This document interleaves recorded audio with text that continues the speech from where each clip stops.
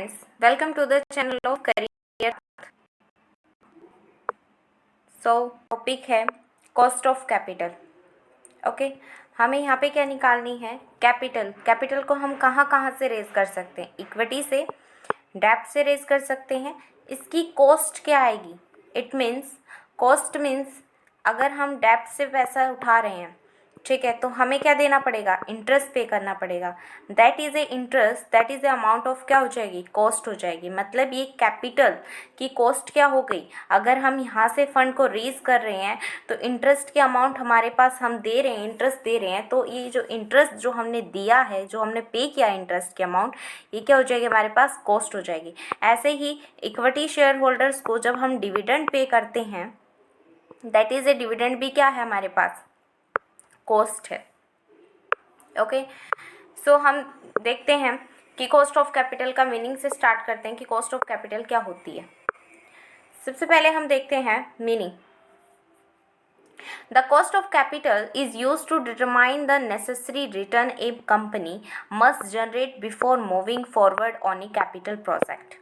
मतलब ये कहता है जो कॉस्ट ऑफ कैपिटल है वो कितनी ज़रूरी है हमारे पास डिटरमाइन करने के लिए कि कंपनी को रिटर्न में कितना मिलेगा, कि कंपनी वापस रिटर्न कितना कमाएगी.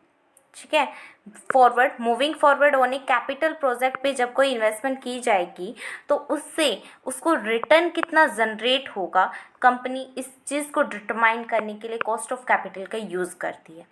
टिपिकली एक डिसीजन कंपनी के द्वारा लिया जाता है, इन्वेस्टमेंट करनी पड़ती है एक प्रोजेक्ट में, जनरेट करती है more value than the cost of the capital. इसमें ये कहा गया है कि जो रिटर्न है वो हमें क्या मिलना चाहिए? रिटर्न की अमाउंट हमें क्या मिलनी चाहिए? ज़्यादा मिलनी चाहिए. जो कॉस्ट की अमाउंट होगी वो हमारे पास क्या आनी चाहिए? कम आनी चाहिए.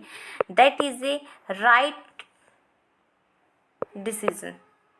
ओके, फॉर इन्वेस्टर के लिए अगर हम बात करें तो कॉस्ट ऑफ कैपिटल को कैलकुलेट किया जाता है उसके वेटेड एवरेज कॉस्ट ऑफ डेब्ट and equity of a company. Weighted average cost of a डेब्ट मतलब कि आपने जैसे कि सिंपल पढ़ा है, ठीक है, वेटेड पढ़ा है. सिंपल में क्या होता है कि हम सभी को इक्वल चांसेस देते हैं, लेकिन वेटेड में हम क्या करते हैं? जिसकी ज़्यादा इम्पोर्टेंस होती है हम उसको क्या करते हैं? ज़्यादा चांसेस देते हैं. इस केस में क्या होगा? जो कॉस्ट ऑफ कैपिटल है एक मेथड है जिससे कि हम रिस्क एंड रिटर्न पोर्टफोलियो को क्या कर सकते हैं? एनालिसिस कर सकते हैं. इससे हम रिस्क और रिटर्न का जो हमारे पास पोर्टफोलियो है इसको हम क्या कर सकते हैं? एनालिसिस कर सकते हैं. तो ये क्या है? राइट फिनोमिना है. अब हम इसकी डेफिनेशन देखते हैं.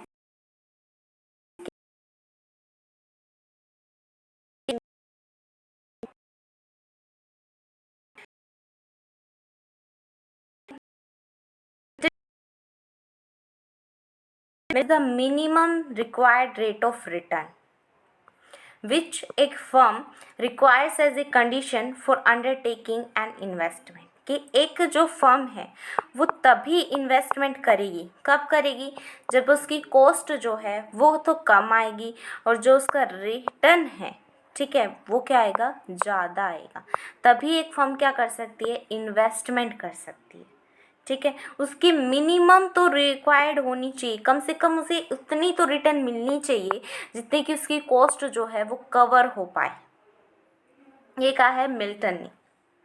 एलजे क्या कहता है? एलजे कहता है कि कॉस्ट ऑफ कैपिटल एक रेट है रिटर्न करने का एक फर्म जो कि अर्न करती है इन्वेस्टमेंट से. So the market value of the firm जो है वो कांस्टेंट रहती है, वो रिमेन अनचेंज रहती है.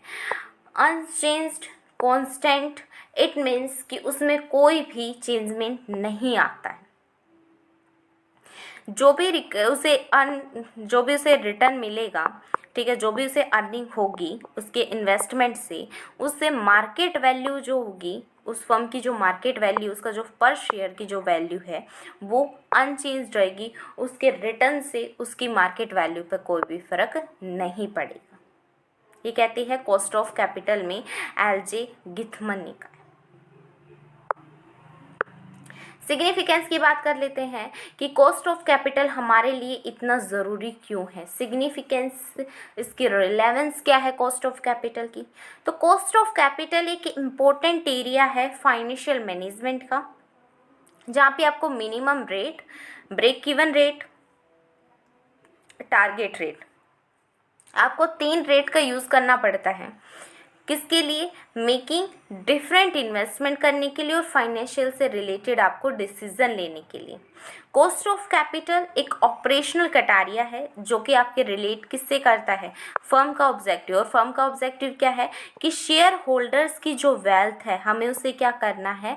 उसको मैक्सिमाइज करना है।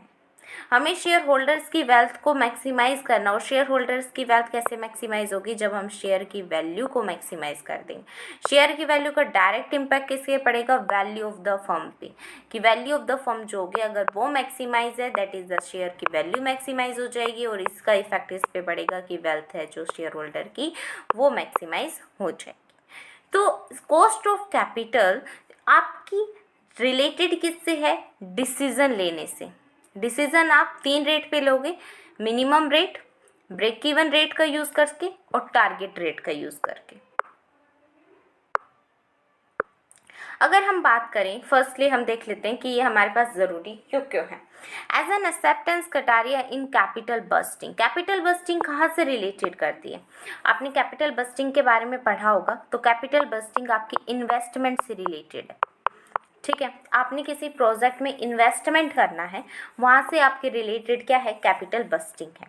जो कंसेप्ट है कॉस्ट ऑफ कैपिटल का वो एज्यूम्ड किया गया है। Growing concept, importance largely because इसकी ज़रूरत है डिवाइस ए रेशनल मैकेनिज्म के लिए making the investment decision of a firm.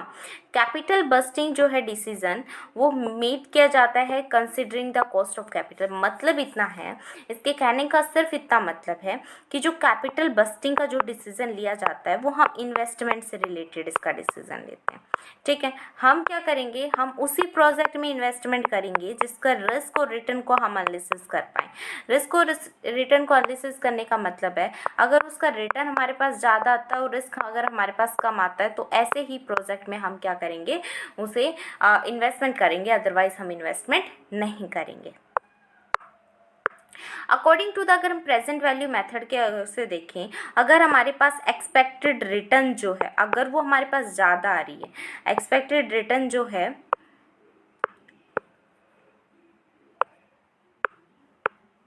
अगर एक्सपेक्टेड रिटर्न हमारे पास ज़्यादा है कॉस्ट से तो हम इसे एक्सेप्ट कर लेंगे। अगर एक्सपेक्टेड रिटर्न जो है वो अगर हमारे पास कम है कॉस्ट से तो हम उसे क्या कर देंगे? रिजेक्ट कर देंगे। तो इनके बेसिस के ऊपर हम क्या करते हैं? इन्हीं के बेसिस के ऊपर हम कैपिटल बस्टिंग को तैयार करते हैं। ओके,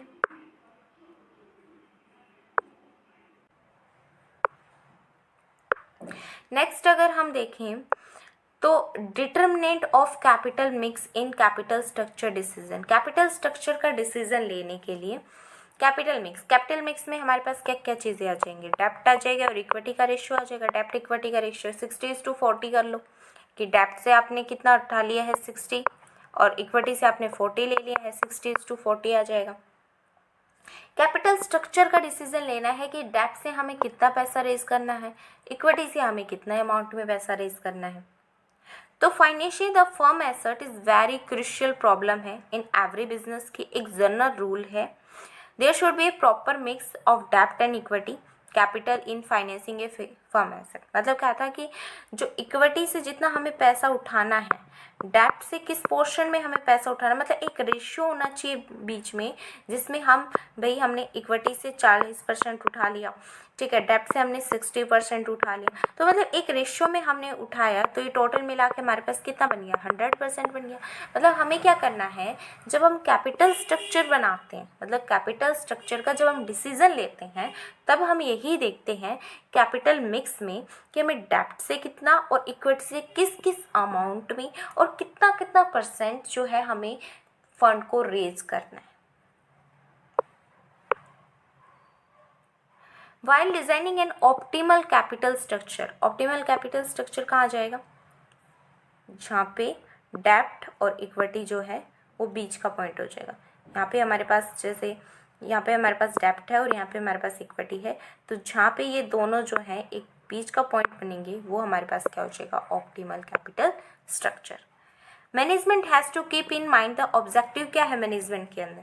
मैनेजमेंट का जो माइंड में एक ऑब्जेक्टिव है ना कि हमें मैक्सिमाइज क्या करना है, वेल्थ को मैक्सिमाइज करना है, ठीक है, किसकी, शेयर होल्डर्स की वेल्थ को मैक्सिमाइज करना है।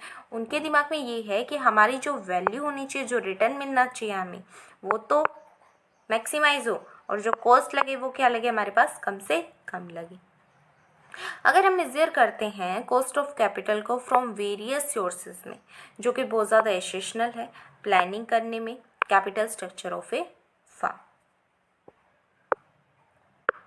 आगे अगर हम बात करें as a basis for evaluating the financial performance, अब हम ये देखते हैं कि हमारी फाइनेंस की परफॉर्मेंस कैसी गई आगे। In the words of SK. Bhattacharya, जो कंसेप्ट है कॉस्ट ऑफ कैपिटल, उसका हमने यूज़ किया है इवेल्यूट करने के लिए financial performance of top management, ठीक है। हमने यहाँ पे किसको इवेल्यूट किया है, फाइनेंशियल परफॉर्मेंस को इवेल्यूट किया है। टॉप मैनेजमेंट की जो फाइनेंशियल परफॉर्मेंस है उसको हमने क्या किया है, यहाँ पे इवेल्यूट किया है। टॉप मैनेजमेंट आपके पास कौन कौन से आ जाएंगे,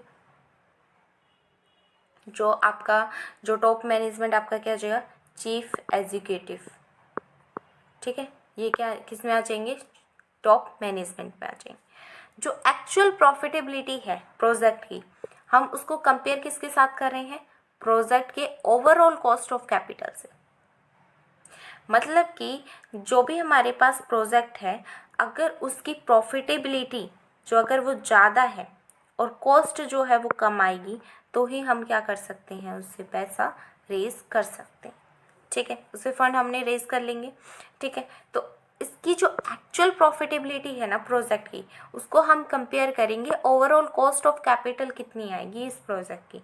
तो जो एक्चुअल कॉस्ट ऑफ कैपिटल से जैसे हमें फंड को रेज करना पड़ता है, वही हमारे पास क्या कहलाता है, फाइनेंस द प्रोजेक्ट। मतलब सिंपल सी बात है कि हमें क्या करना है, सिंपल अगर मैनर में कहें तो अगर हमें किसी भी प्रोजेक्ट में फंड को इन्वेस्ट करना है किसी भी प्रोजेक्ट में, तो हम सबसे पहले यही देखेंगे कि इस प्रोजेक्ट में प्रॉफिट कितना है और इसकी कॉस्ट कितनी आ रही है। प्रॉफिट ज़्यादा है, कॉस्ट कम है, तो हम क्या कर देंगे कि हमारा सही डिसीजन है, हम इसमें पैसा का क्या कर देंगे, इन्वेस्ट। ये चल प्रॉफिट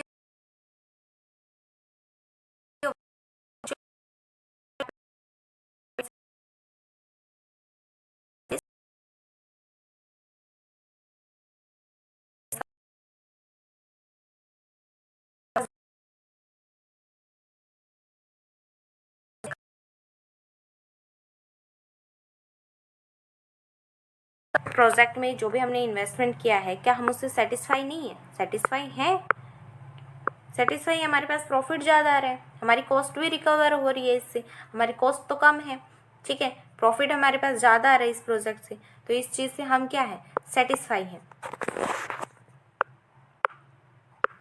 नेक्स्ट देखते हैं, as a basis for taking other financial decision भी आपको लेने पड़ते हैं, ठीक है, जैसे कि आपको डिविडेंड के रिगार्डिंग पॉलिसी बनानी पड़ती है, capitalization of profit, making the right issue and working capital. मतलब आपको अलग अलग तरीके के फाइनेंशियल डिसीजन लेने पड़ते हैं।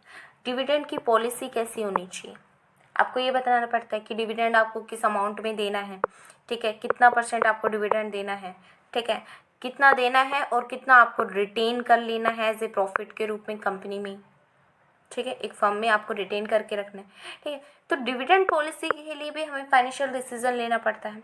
कैपिटलाइजेशन ऑफ प्रॉफिट, कि हमारे पास प्रॉफिट कितना आएगा, ठीक है, इसकी प्रॉफिट जो है वो ज़्यादा हो और कॉस्ट जो है वो कम होनी चाहिए। मेकिंग द राइट्स इशू, को किसके पास क्या क्या राइट्स हैं, वर्किंग कैपिटल है या नहीं, टेम्परेरी बेस की वर्किंग कैपिटल हमेशा हमारे पास होनी चाहिए,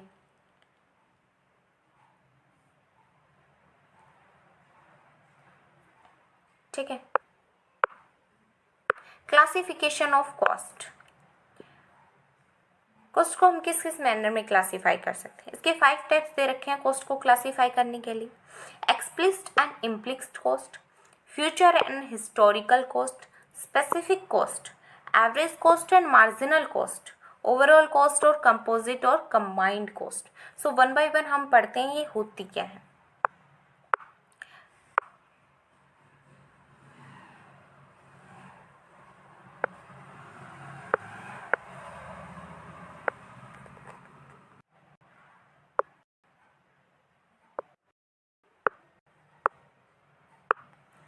सो हम देखते हैं फर्स्ट पॉइंट हमारे पास क्या है, एक्सप्लिसिट कॉस्ट और इम्प्लिसिट कॉस्ट।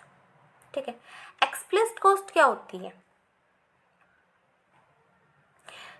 कोई भी ऐसे सोर्सेज ऑफ कैपिटल जो कि डिफाइंड किया गया है, discount rate equates the present value of cash inflow and are incremental to the taking of financial opportunity with the present value of its increment cash outflow। मतलब क्या कहती है explicit cost आपकी? इम्प्लिसिट कॉस्ट तो आपकी opportunity हो जाती है। ठीक है, आपकी कौन कौन सी अपॉर्चुनिटी है एक फर्म के अंदर, आपके फर्म के अंदर कौन कौन सी ऐसी अपॉर्चुनिटीज़ है। ठीक है, वो तो आपकी क्या हो जाएगी, इम्प्लिसिट कॉस्ट हो जाएगी। एक्सप्लिसिट कॉस्ट क्या होती है? एक्सप्लिसिट कॉस्ट होती है आपके पास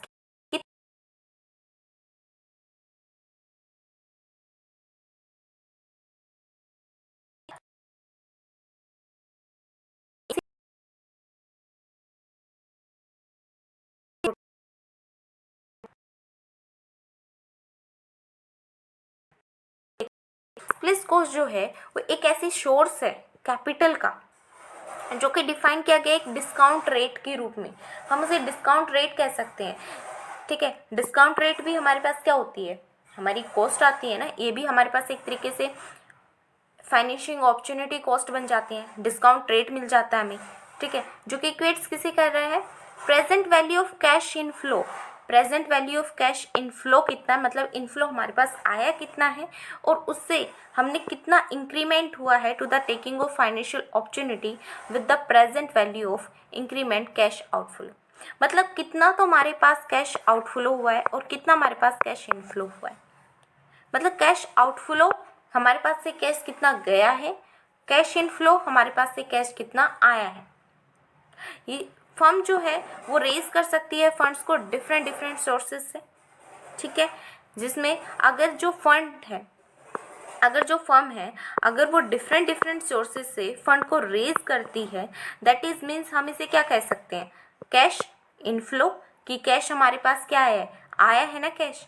और इस फर्स्ट स्टेज पे there is only cash inflow by the amount raise which is followed by a series of cash outflow in the form of interest payment, repayment of principal, repayment of dividend।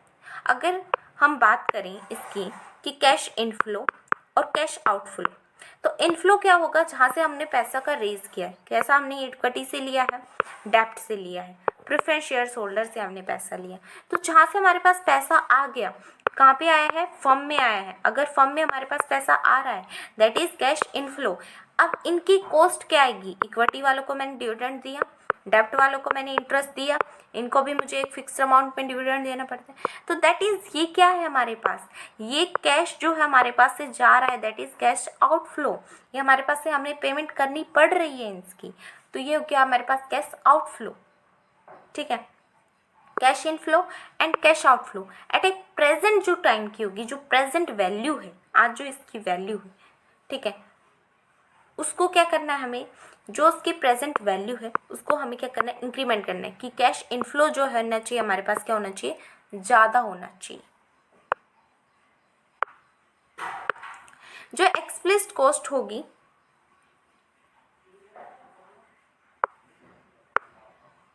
इसलिए हम क्या कह सकते हैं, इसलिए हम कह सकते हैं जो एक्सप्लिसिट कॉस्ट है वो आपकी क्यों अराइज होती है, अराइज तभी होती है जब हम फंड्स को रेज करते हैं। ठीक है, एक्सप्लिसिट कॉस्ट कब आएगी हमारे पास, जब हमने फंड्स को रेज किए, it means capital inflow, capital inflow हुई है हमारे पास। ठीक है, और इम्प्लिसिट कॉस्ट कब आएगी आपके पास, जब आपने उस चीज़ का यूज़ कर लिया है, दैट इज कैपिटल आउटफ्लो। तो हम एक्सप्लिसिट कॉस्ट और इम्प्लिसिट कॉस्ट को कैपिटल इनफ्लो और कैपिटल आउटफ्लो की मदद से समझ सकते हैं कि कैपिटल इनफ्लो जो कि हमारे पास कैपिटल आई है, कहाँ कहाँ से आई है, डिफरेंट डिफरेंट सोर्सेज से आई है, डेब्ट से आई है, इक्विटी से आई है। इसका हमने यूज़ कहाँ किया है, दैट इज इम्प्लिसिट, जिसका हम यूज़ करते हैं, इसका हमने यूज़ किया है आउटफ्लो के लिए, आउटफ्लो दिया हमने, डिविडेंड दिया है, इंटरेस्ट की पेमेंट करने के लिए इसका यूज़ किया है, that is implicit cost. Future cost और हिस्टोरिकल कॉस्ट, हिस्टोरिकल मतलब पास्ट इवेंट से जुड़ी है और फ्यूचर जो कि अनसर्टेन है, ठीक है। Future cost, expected cost of fund for financing a particular project. They are very significant while making financial decision. मतलब ये क्या कहता है, ये कहता है कि जो हमारे पास फ्यूचर कॉस्ट है ना, वो हमने एक्सपेक्ट की है कि इतनी फ्यूचर कॉस्ट आनी चाहिए फंड्स की, ठीक है। आपने जब भी पर्टिकुलर प्रोजेक्ट में आप इन्वेस्टमेंट कर रहे हो, ठीक है, ये सिग्निफिकेंट होती है। क्यों? जब आप फाइनेंशियल डिसीजन लेते हो, at the time of financial decision के टाइम पे आप क्या करते हो, कैपिटल एक्सपेंडिचर भी करते हो, ठीक है, कंपैरिजन करते हो, ठीक है। किसके बीच में कंपैरिजन करते हो? Expected IRR, internal rate of return, कि आपकी रेट कितनी है, रिटर्न की जो आपको रिटर्न मिलना चाहिए उसके रेट कितनी है, and the expected cost of funds, और उसकी कॉस्ट कितनी लगी, मतलब रिटर्न और कॉस्ट के बीच में फिर से डिफरेंस बता रहा है। For financing the same relevant cost है हियर, जो है आपकी क्या है, एक फ्यूचर कॉस्ट है। मतलब सिंपल से अगर हम बात करें तो ये क्या कह रहा है, ये कह रहा है कि फ्यूचर कॉस्ट का अगर हम बात करते हैं कि फ्यूचर कॉस्ट क्या आएगी, जो कि आपकी अनसर्टेन है, जो कि आपकी फ्यूचर में होने वाली कॉस्ट है, ठीक है। ये किसके बीच में कंपैरिजन करने के लिए कह रहा है, ये कंपैरिजन करने के लिए कह रहा है कि आपकी expected internal rate of return कितनी है और आपकी कॉस्ट कितनी आती है, उनके बीच में आपको कंपैरिजन करना है, ठीक है। तो जो आपकी रिलेवेंट कॉस्ट होगी ना, वो आपकी क्या होगी, फ्यूचर कॉस्ट होगी। जैसे आपने कैपिटल एक्सपेंडिचर के बारे में, कैपिटल एक्सपेंडिचर है, इट मीन्स क्या है, लॉन्ग टाइम के आपके एक्सपेंडिचर है। तो लॉन्ग टाइम के एक्सपेंडिचर आपके डायरेक्टली किससे कनेक्ट होंगे, फ्यूचर कॉस्ट से कनेक्ट होंगे, क्योंकि ये फ्यूचर में होने वाले खर्चे होंगे ना। हिस्टोरिकल कॉस्ट की बात करें तो ये जो कॉस्ट होती है ये ऑलरेडी हो चुकी होती हैं, incurred in order to finance a particular project में आपकी ऑलरेडी हो चुकी कॉस्ट है, हो चुका आपका इवेंट्स होता है, वो होता है हिस्टोरिकल। ये यूज़फुल होती है प्रोजेक्टिंग फ्यूचर कॉस्ट के लिए, ठीक है। मतलब आप ये बेसिस के ऊपर कर सकते हो। मतलब जैसे हम कह सकते हैं, अगर हमारे पास हिस्ट्री में हम कहते हैं ना कि अगर हमने इस मेथड का यूज़ किया, कि हमने पास्ट में भी इस मेथड का यूज़ किया था, उससे हमें क्या हुआ, प्रॉफिट हुआ, ठीक है। तो आगे जाके भी हम इसका यूज़ कर सकते हैं, इन द फ्यूचर में जाके हम इसका यूज़ कर सकते हैं, तो भी हमें क्या होगा, प्रॉफिट होगा, एज ए हम एजम्पशन के तौर पे इसे मान सकते हैं, ठीक है। तो ये क्या है, ये एक बेस बना ली गई है किसका, हिस्टोरिकल कॉस्ट को, फ्यूचर कॉस्ट का क्या बना गया है, बेस बन गया है। इन शॉर्ट में अगर हम बात करें, हिस्टोरिकल कॉस्ट इम्पोर्टेंट होती है by the amount they keep in predicating the future cost. हम फ्यूचर कॉस्ट को प्रेडिकेट कर सकते हैं by the help of historical cost, because ये सप्लाई को इवैल्यूएशन करती है कि सप्लाई की क्या परफॉर्मेंस रही है in comparison with the standard, या फिर जो भी हमने प्री डिटरमाइन कर ली है कि इतनी कॉस्ट आ सकती है या इतनी कॉस्ट नहीं आ सकती है, कॉस्ट हमारे पास प्रॉफिट आ सकता है, डाउन जा सकता है। तो ये सारी की सारी जो बेसिस होंगी वो हम किसके ऊपर कर सकते हैं, हिस्टोरिकल कॉस्ट कर सकते हैं। हिस्टोरिकल कॉस्ट के ऊपर हम क्या कर सकते हैं, फ्यूचर को अनसर्टेन से कुछ हद तक सर्टेन की सिचुएशन में ला सकते हैं।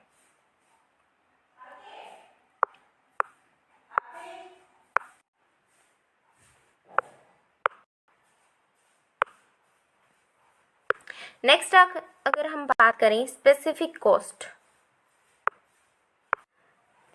स्पेसिफिक कॉस्ट की अगर हम बात करते हैं, स्पेसिफिक कॉस्ट हमारे पास क्या होती है, the cost of component of capital, जैसे आपने इक्विटी, प्रेफरेंस, डिबेंचर्स, लोन, ठीक है, एक टर्म के एक स्पेसिफिक या फिर component of cost of capital के रूप में, जिसका मोस्ट अपीलिंग कंसेप्ट है स्पेसिफिक कॉस्ट की। मतलब इसकी एक कॉस्ट आएगी। इक्विटी वालों को हमें डिविडेंड ही देना पड़ता है ना, इंटरेस्ट की पेमेंट तो नहीं करनी पड़ती है, तो मतलब इसकी एक स्पेसिफिक कॉस्ट है। जब हम डिटरमाइन करते हैं एवरेज कॉस्ट ऑफ कैपिटल को, तब हम कंसिडरेशन करते हैं about the cost of specific method से फॉर फाइनेंसिंग द प्रोजेक्ट। हमारे डिफरेंट टेक्निक्स के थ्रू हम क्या कर सकते हैं, स्पेसिफिक कॉस्ट को निकाल सकते हैं। दिस इज पर्टिकुलरली यूजफुल होता है where the profitability of the project जो है हम इवेल्यूटेड करते हैं on the basis of specific sources, कहाँ से हमने फंड्स को क्या है रेज किया, फंड को हमने कहाँ से रेज किया, इक्विटी से रेज किया, डेब्ट से रेज किया, मतलब किस किस अमाउंट में, किस किस रेशियो में, किस किस परसेंटेज में हमने क्या किया है फंड्स को रेज किया है, ठीक है, उसको हम इवेल्यूट करते हैं, ठीक है। यदि estimate cost of equity capital of a firm becomes 12% है, यदि हमने एस्टिमेट मान लिया है जो इक्विटी की कॉस्ट है वो 12% है, प्रोजेक्ट जो है फाइनेंस किया गया है इक्विटी शेयर होल्डर्स के द्वारा, उसे एक्सेप्ट कर लिया गया है प्रोवाइडिंग द सेम, क्योंकि उसे रिटर्न भी कितना मिल रहा है वो भी 12% मिल रहा है, मतलब इक्विटी की जो कॉस्ट आई है वो भी 12% है और जो उसे रिटर्न मिल रहा है वो भी इसका 12% है, मतलब इक्वल है ना। तो उसने क्या कर लिया, इस प्रोजेक्ट को क्या कर लिया, एक्सेप्ट कर लिया। आगे अगर हम बात करें average cost and marginal cost, average cost क्या होती है और मार्जिनल कॉस्ट क्या होती है। एवरेज कॉस्ट ऑफ कैपिटल एक weighted average cost of capital का कंपोनेंट है, ठीक है, वेटेड, जिसमें इक्वल चांसेस हम नहीं देते हैं। फंड को इन्वेस्टेड किया गया है फर्म के द्वारा एक पर्टिकुलर प्रोजेक्ट में, जिसमें आपको परसेंटेज या फिर प्रोपोर्शनेट में cost of each element in the total investment, total जितनी आपने इन्वेस्टमेंट करी है उसका कुछ आपको परसेंटेज उसमें से रिटर्न के रूप में मिलेगा। जो वेट्स हैं इन पोर्शन में शेयर्स को जो दिए गए हैं each component of capital in the total capital structure on investment, total capital structure या फिर जो आपने इन्वेस्टमेंट की है उसमें आपके वेटेड के रूप में आपके जो शेयर्स हैं उसको प्रोपोर्शनेट किया जाता है, मतलब कि आपने शेयर्स हैं, शेयर्स को आपने किसके रूप में लिया है, इसमें वेटेड के रूप में लिया एवरेज कॉस्ट ऑफ कैपिटल को, ठीक है। Average cost of capital, average अगर हम किसी चीज़ के निकालते हैं तो ये निकालते हैं ना 1/3 डिवाइड बाय में 3, ठीक है, तो ये इस अमाउंट को पूरी को शो नहीं करता है, ठीक है, बट एज ए एक जो नंबर आपको दिया जाता है वो इस पूरे होल फिगर को जो है शो करता है, मतलब कहीं ना कहीं ये बैलेंस होता रहता है, तो ये average cost of capital. But average cost of capital में जो है ना आपके 3 कंपोनेंट्स प्रॉब्लम आती है, इसको कंप्यूटेशन करने के लिए प्रॉब्लम्स आती है। कौन कौन सी प्रॉब्लम्स आती हैं, measurement of cost of each specific source of capital, आपका मेजरमेंट करना पड़ता है ना कि कहाँ से आपने इक्विटी से कितना लिया है, डेब्ट से कितना पैसा उठाया है, तो इसको मेजरमेंट करने में आपको प्रॉब्लम आती है, ठीक है। ज़रूरत होती है आपको असाइनमेंट करने के लिए एक प्रॉपर वेट की इच कंपोनेंट्स ऑफ कैपिटल, कि आपने मतलब कि आपका जो इक्विटी से आप किस पोर्शन में आपने फंड्स को रेज किया है, डेब्ट से आपने किस पोर्शन में फंड को रेज किया है, तो इसको असाइनमेंट करना मतलब असाइन करना पड़ता है। और जो आपकी ओवरऑल कॉस्ट ऑफ कैपिटल है, ठीक है, वो भी इफेक्ट किससे होती है, by the change in the composition of the capital, कि अगर आपकी जो इसको मेजरमेंट, पहला तो क्या हो गया आपका जो है कॉस्ट जो आई है आपके उसको मेजरमेंट करने में डिफ़िकल्टीज आती है, ठीक है। दूसरा उसको प्रॉपर वेट को आप असाइन नहीं कर सकते हो, जो कि बहुत ज़रूरी होता है प्रॉपर वेट को असाइन करना, ठीक है। तीसरा होता है कि आपके पास जो है जो ओवरऑल कॉस्ट ऑफ कैपिटल को आपको निकालना पड़ता है, क्योंकि ओवरऑल कॉस्ट ऑफ कैपिटल से ही तो आप देखोगे कि आपकी कॉस्ट कितनी है और आपको प्रॉफिट कितना मिल रहा है, तभी तो आप इसे मेज़र कर पाओगे कि कॉस्ट आपके ज़्यादा है तो प्रॉफिट जो है कम है, तो आप इसे क्या कर सकते हो, रिजेक्ट कर सकते हो। तो इस बेसिस के ऊपर ही तो आप इसे रिजेक्ट या फिर एक्सेप्ट करोगे। अगर आप ओवरऑल कॉस्ट ऑफ कैपिटल नहीं निकाल पाए तो दैट इज़ ए प्रॉब्लम ना, ये किसकी प्रॉब्लम है, एवरेज कॉस्ट की प्रॉब्लम है।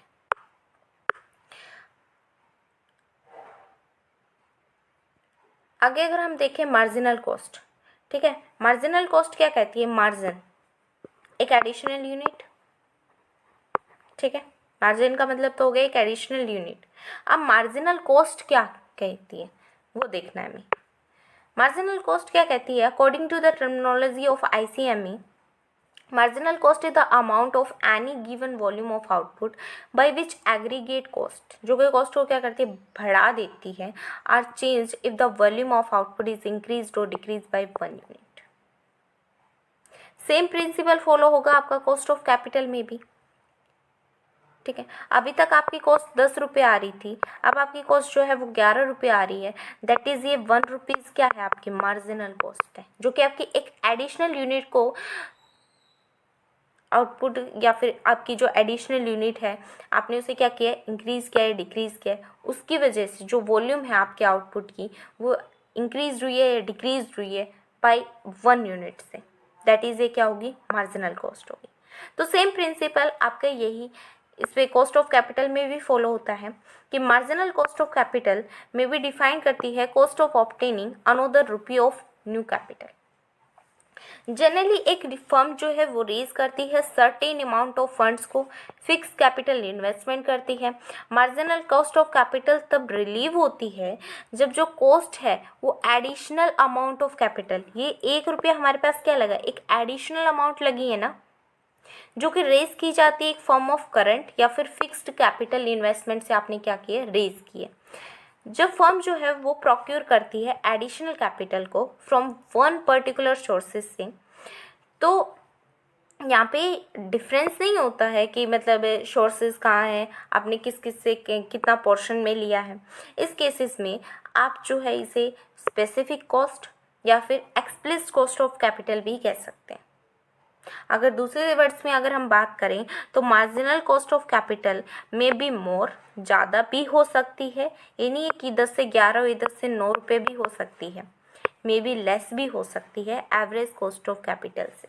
ठीक है, मतलब जो मार्जिनल कॉस्ट है वो ज़्यादा भी हो सकती है और वो कम भी हो सकती है। सिंपल सी वर्ड्स में यही है कि मार्जिनल कॉस्ट जो है आपकी वॉल्यूम ऑफ आउटपुट, जो आपका वॉल्यूम ऑफ आउटपुट है अगर वो इंक्रीज़ हो रहा है या डिक्रीज़ हो रहा है, उससे आपकी जो कॉस्ट पे जो इफ़ेक्ट पड़ रहा है बाय द 1 यूनिट का जो आपका इफ़ेक्ट कर रहा है, वो 1 यूनिट का इफ़ेक्ट आपका क्या है, मार्जिनल कॉस्ट है।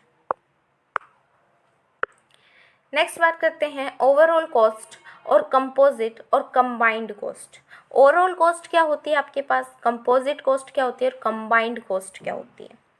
अगर हम रिकॉल करें कॉस्ट ऑफ कैपिटल में, तो हमने डिनोट किया था ओवरऑल कॉस्ट ऑफ कैपिटल को।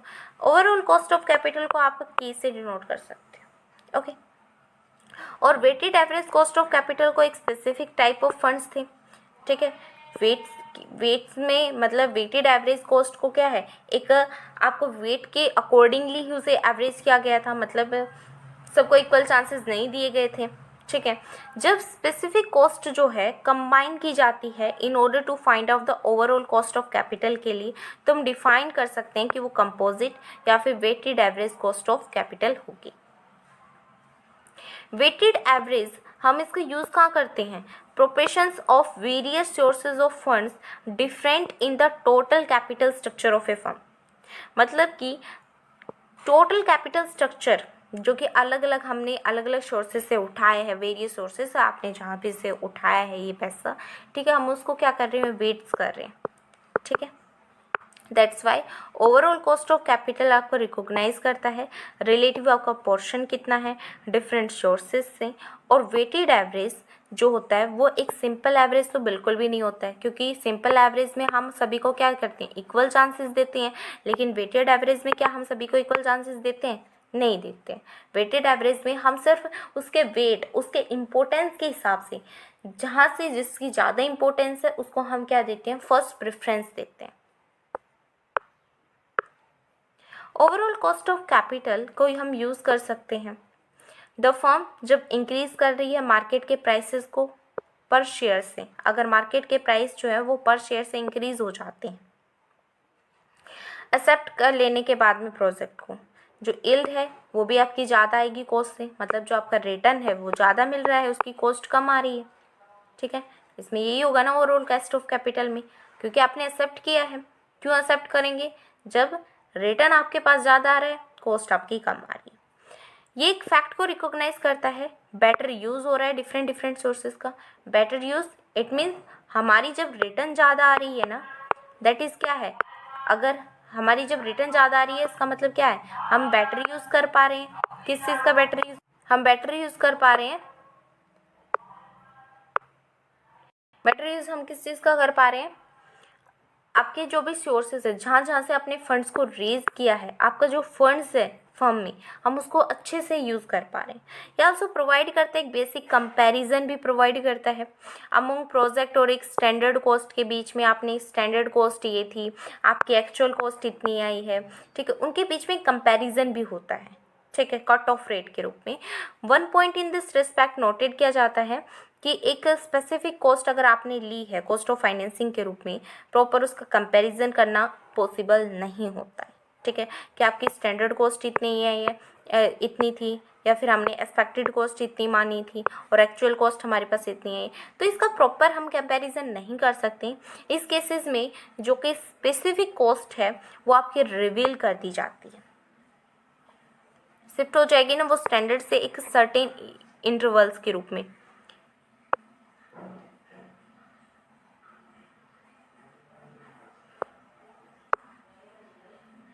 जैसे कि अगर हम बात करें ओवरऑल कॉस्ट ऑफ कैपिटल में, तो हम ये कह सकते हैं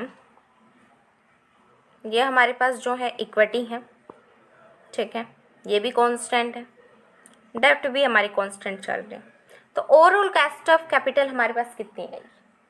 ओवरऑल कॉस्ट ऑफ कैपिटल कहाँ चली जाएगी हमारे पास? डिक्लाइन में, ऐसे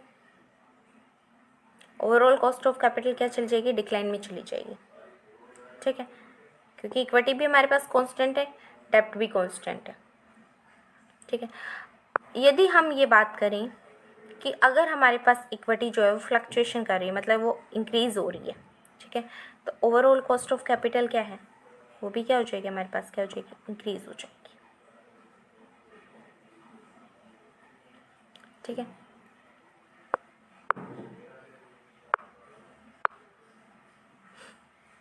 अगर हम कंप्यूट करें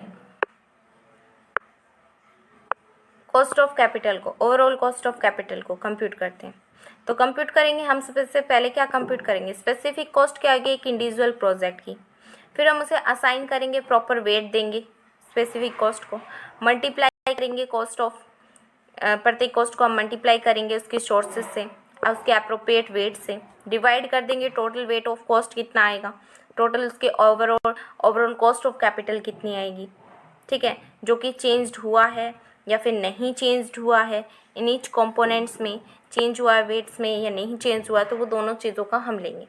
तो सबसे पहले अगर हम ओवरऑल कॉस्ट ऑफ कैपिटल को अगर हम कंप्यूट करना चाहते हैं तो सबसे पहले हमें क्या करना पड़ेगा? सबसे पहले हमें इंडिविजुअल जो प्रोजेक्ट है उसकी स्पेसिफिक कॉस्ट देखनी पड़ेगी, उसको कंप्यूट करेंगे। स्पेसिफिक कॉस्ट के बाद में हम असाइन करेंगे, असाइन किसको करेंगे? प्रॉपर वेट को, प्रॉपर वेट को असाइन करेंगे, फिर मल्टीप्लाई करेंगे इसको, कहाँ से, किससे मल्टीप्लाई करेंगे? इस सोर्सेज से आपने कितनी कॉस्ट ली है उससे हम मल्टीप्लाई करेंगे, अप्रोप्रिएट आपका वेट कितना है, ठीक है, डिवाइड कर देंगे उसके टोटल वेट से, टोटल वेट से डिवाइड करने के बाद में जो भी हमारे पास ओवरऑल कॉस्ट ऑफ कैपिटल निकल के आएगी, ठीक है, उसे हम क्या कर देंगे? या तो वो चेंज्ड हुई होगी या फिर वो चेंज्ड नहीं हुई होगी, may be and may not be. So आज के लिए हमारे पास इतना ही है, ठीक है। आज हमने क्या क्या कर लिया है कवर? आज हमने सिग्निफिकेंस देख ली है एंड क्लासिफिकेशन की कॉस्ट को हम किस किस मैनर में क्लासीफाई कर सकते हैं, इसके हमने 5 स्टेप देखे हैं कॉस्ट को क्लासीफाई करने के, और सिग्निफिकेंस देख लिए हैं, ठीक है। नेक्स्ट पार्ट जो भी बाकी बचा है इस टॉपिक से रिलेटेड वो हम नेक्स्ट वीडियो में करेंगे। Thank you.